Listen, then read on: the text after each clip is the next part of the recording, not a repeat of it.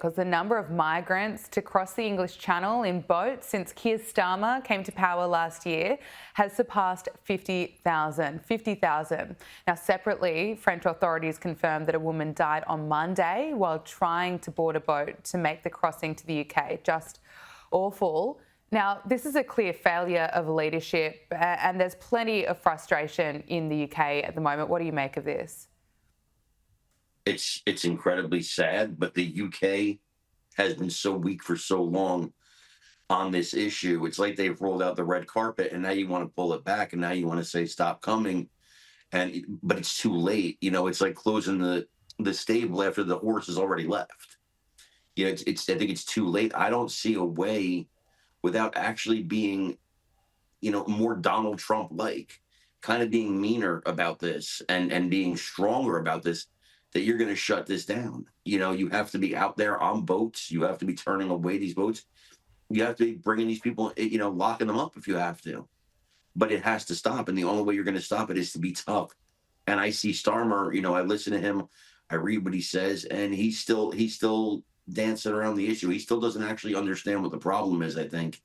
And so he can't solve it. If you can't understand the problem, you can't solve it. He still wants to be politically correct, I guess, on the world stage. He's still a globalist, and ultimately, that's the failure. I don't know if there's a way out of this for the UK anymore, and that worries me.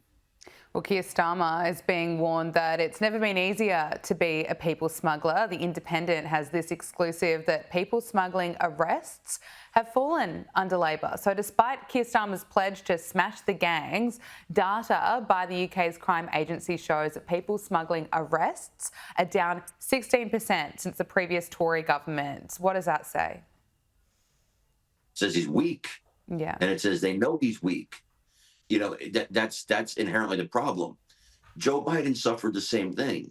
He talked the nice words, but gang activity, people smuggling, drug smuggling all increased under Joe Biden because they knew he was weak. Starmer is weak.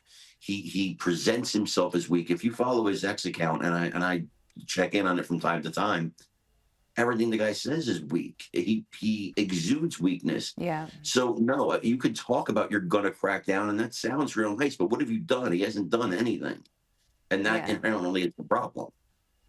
Well, you can see why Nigel Farage is well ahead in the polls, and US Vice President JD Vance and Reform UK leader Nigel Farage have met for breakfast in the Cotswolds.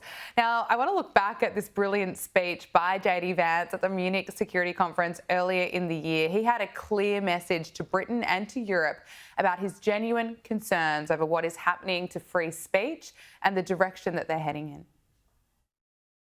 In Britain and across Europe, free speech, I fear, is in retreat.